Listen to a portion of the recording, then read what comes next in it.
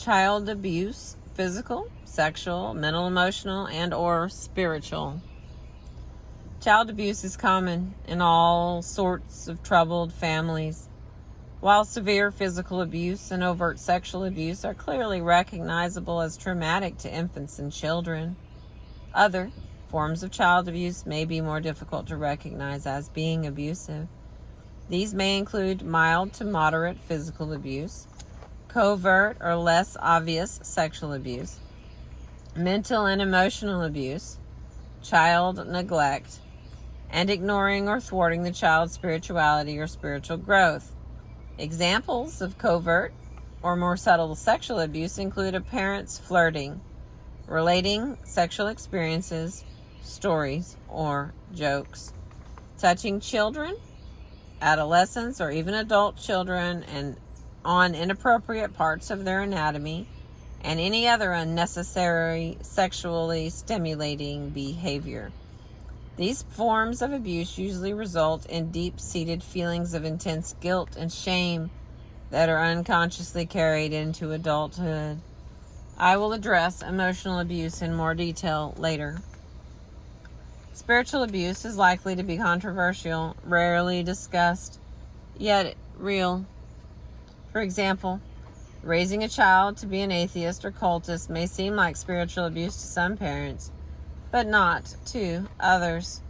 More subtle forms taught by some organized religions are the strong teachings of an angry deity, inflicting guilt or shame, or insisting that certain other denominations or belief systems are automatically bad or inferior. While the later may be easily observed in some fundamentalist Christian denominations, they are by no means limited to these, since these characteristics pervade many of our world's religious systems.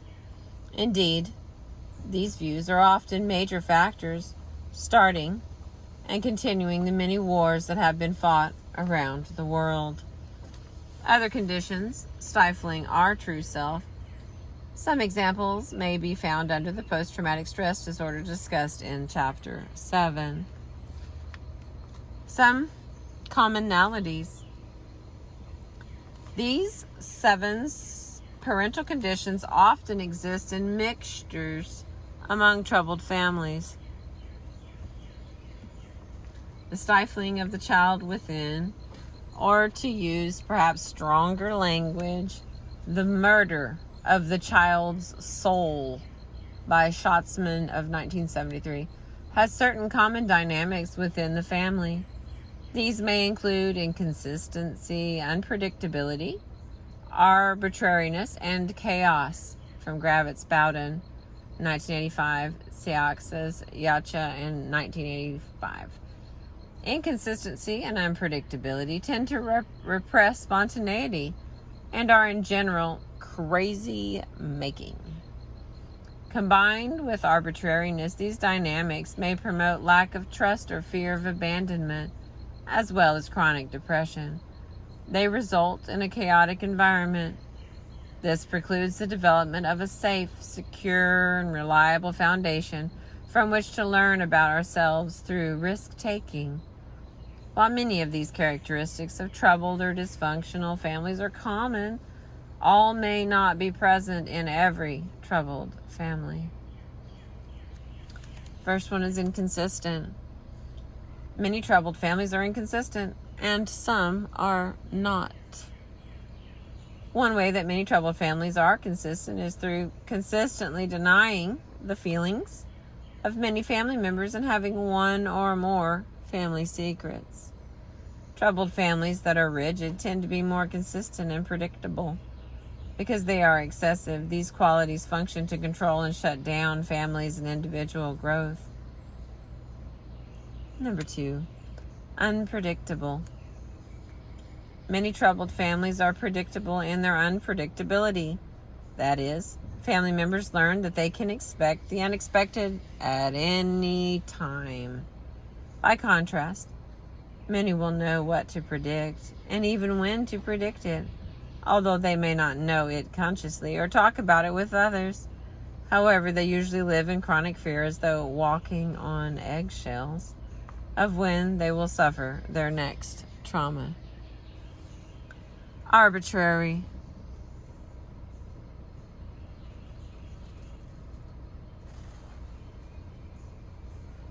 Oh, looks like an owl. The arbitrariness means that no matter who the family member is or how hard they may try, the troubled person or persons would still mistreat them in the same way. In a family where rules have no rhyme or reason, the child loses trust in the rule setters, the parents, and in him or herself. She is unable to understand the environment. However, while the more rigid families may be less arbitrary, they can still be troubled, painful, and dysfunctional. They are often arbitrary about their rigidity. Chaotic. I think this is number 5. Okay. Oh.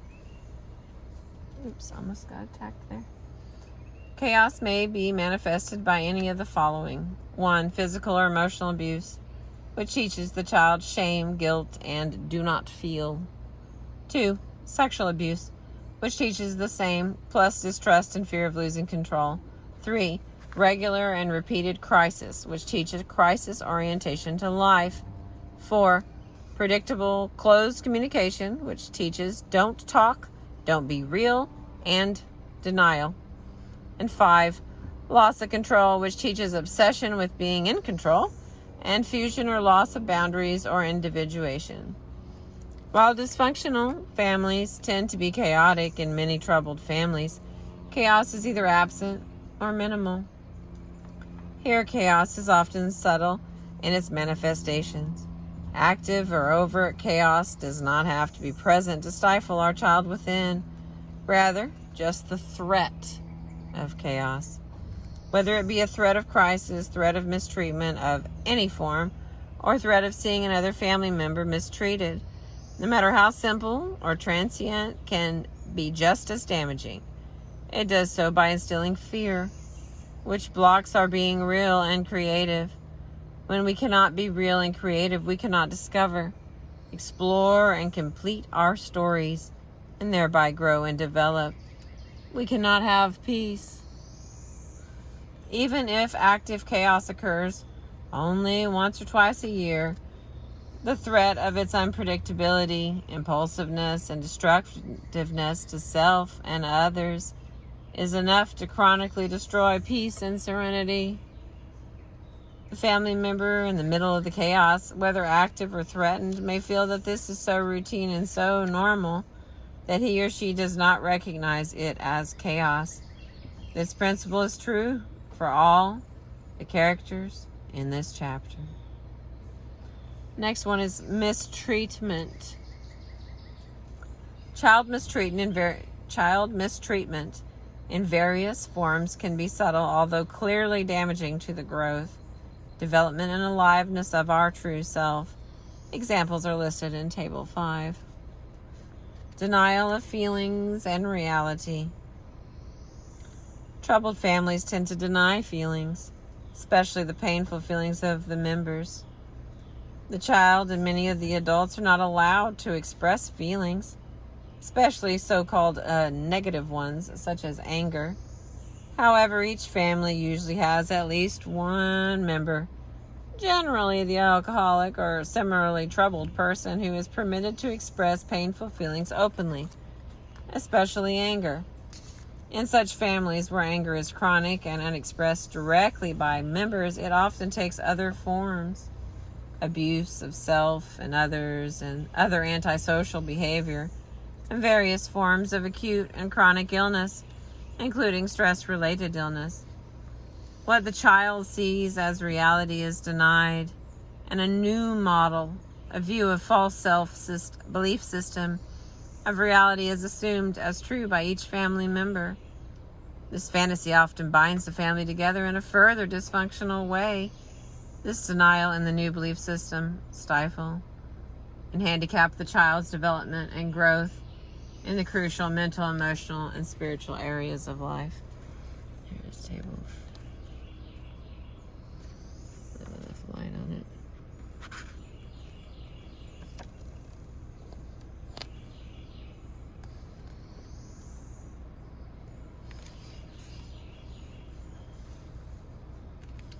To repeat, while discovering some of the conditions described here may feel uncomfortable, it can start the way out of our suffering and confusion.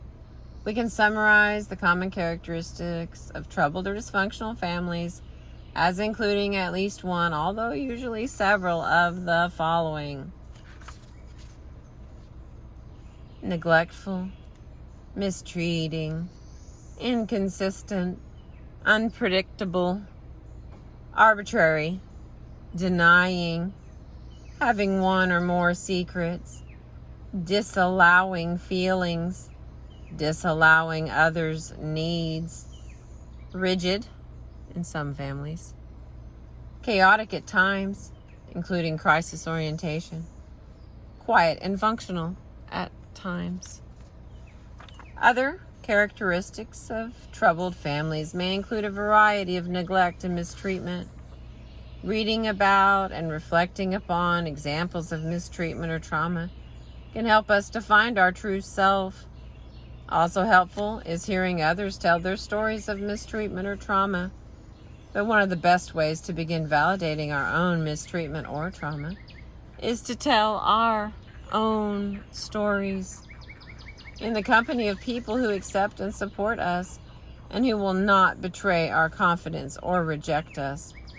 I call such people safe and supportive, and describe these principles in the following chapters. What other factors or dynamics inhibit our child within? In the next chapter, I focus on the development of low self-esteem, the shame dynamic, and the negative rules, negative affirmations, or messages. This was chapter 5 from the book Healing the Child Within by Charles L. Whitfield.